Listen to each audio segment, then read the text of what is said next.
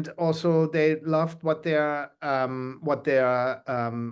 roles were. You know, they had all great character arcs with very good scenes that you can't say no to.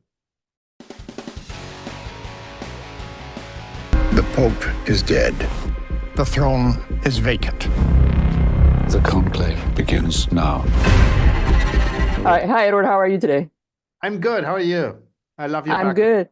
Oh, thank you. It's all about movies and popcorn. Well, this one, it's a lot of, I mean, there was no popcorn available, but I wish I had some popcorn because, you know, it was constant. It's such intensity, great cast. I mean, these characters were just really intriguing, considering the subject matter, right? That's great. I mean, if you feel that way, if it feels like a movie where you can sort of chomp away your popcorn, I love that. It was kind of the goal, not too hard to digest. You know, well, we are dealing with, you know, the Vatican. That's a subject that's been touched upon a lot, but we never go deep into the process of selecting a pope. And I'm sure this is fiction, but you present these cardinals as men of God, but they're very flawed, right? Yeah. It was very important to show that they're men like everyone else. I mean, to me, it was really important to have them, to portray them as human with all their flaws, sins, mistakes, problems, you know, not put them on a pedestal and make them holy. You know, even the Pope ends up in a plastic body bag and you shove them in the back of an ambulance and then he ends up like you and me, you know, like, I mean, we'll all end up there and he's not different. And they all have cell phones or vaping, you know, and smoke. They all have their same. And I like that idea of modernity, you know, or, you know, getting a ring off of the Pope's fingers, that is sort of difficult. You know, he has the same problems as we do. And so, yeah, that was really important to just make them just like you and I, basically. Since it's the Vatican, where did you shoot and how did you replicate it? Were they based on real, you know, real designs? Yeah, I mean, the Sistine Chapel, we pretty much built one-to-one, like it is. In Cinecittà, in a studio outside Rome. And right next to it, we built on the soundstage the Casa Santa Marta, the hallways and the rooms, and that I thought had to look very different from the Sistine Chapel. So we made it very kind of claustrophobic and colder and more like, yeah, just like almost like the walls hurt a bit, you know, like it's not comfortable, you know. And the rest we shot around Rome and made it feel like I wanted, it wasn't necessarily, I wasn't interested so much in how the reality looks, even though I looked at the reality and thought, oh, that looks good, we're going to take that, as much as that has sort of a coherence, that it feels like one place that could be inside the Vatican.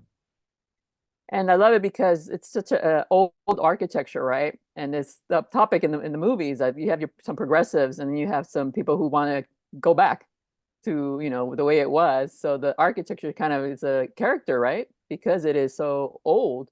Yeah, I mean, the church is, you know, it's like the oldest institution in the world in a way. It's going to have old architecture, but we try to add to that architecture by also putting modern architecture in it, like the Casa Santa Marta, or where they leave with or, you know, even just at the juxtaposition of, you know, the minibuses, you know, like the minibuses are obviously like a banal, profane, everyday thing. And to put that within the architecture, that just felt like a rich detail. How it was based on the book, so how loosely did you follow it? Did you have some take some liberties? Oh, we definitely took liberties. I think it's always important. I mean, the book was very good and is very good and is really well researched and has a wonderful plot and a great character arc at its heart for Ralph Fiennes, and really well drawn out other supporting characters. So it was great to adapt. But in a movie is always different from a book, and you have to cut things and you have to focus on things.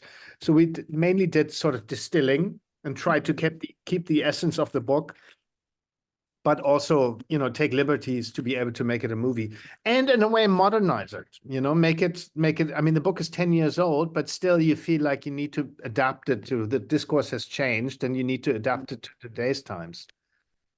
The cast, what a great cast. You know, Ralph Yeah. Fiennes, Stanley Tucci, John Lithgow. I mean, the list goes on and on. You know, was it easy to get them on board with this movie? It kind of was, because they all flocked to the roles. I started with Rafe because I thought I needed someone who can show us what it feels like in his head, you know, without words. I look into his eyes and I know what he's thinking. He invites me into his soul in a way. And that is great to, you know, because he's not the loudest guy. He's actually quite quiet. He doesn't have that much dialogue. And so if he invites us in, and if he makes us part of his interior process, it's very, you know, it was essential. And once Rafe was on, you know, I look at the wall with the pictures up and go like, oh, Stanley, he would feel opposite to, he would feel like so different to him. He feels just lighter, you know, like, and that would feel like a good friend to him that is different, but still shares sides. And so, and then you just add, and they all said yes, because they all felt, first of all, to play with Rafe is a great thing. You know, he gives you so much, and everyone knows that. And he gives his colleagues so much. He's a very generous actor.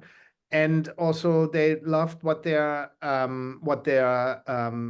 roles were. You know, they had all great character arcs with very good scenes that you can't say no to. At least they couldn't. And there are very many parallels going on, you know, as far as the societal issues that they're talking about. There's a lot of parallels with what's being discussed today, right? In politics. Yeah, I mean, that's the essence of the movie, that we can find our times mirrored in it, you know, that we can find, oh, this could be, that is this discourse, and that is that. You know, you always want to make a movie that you need to answer the question, why are we making this? Yeah, and what does it say to people? And so in this movie, we felt we had the opportunity, because for me, it's more, rather than it just takes place in the church, but it's more a political thriller. Yeah, and where you can discuss a lot of topics, and then those political topics need to be timely. You know, they can't be of a time when we thought like, oh, this is, you know, what, it has nothing to do with today. Yeah, I was raised Catholic. My mom's a big fan Okay. of the Vatican. So, Yeah.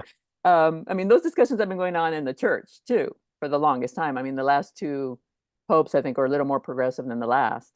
So that's always good to see. And then you see some people who are backwards, you know, and represented in the movie. Yeah, I mean, those discussions, and we actually put, you know, there's a character in the movie called Cardinal Benitez, who in essence stands maybe for the future, you know, and we are in a very old sort of societal structure in the church in the movie. And he kind of stands for, okay, maybe this is going to get a crack and there's going to be a light that shines through and the future is going to be bright.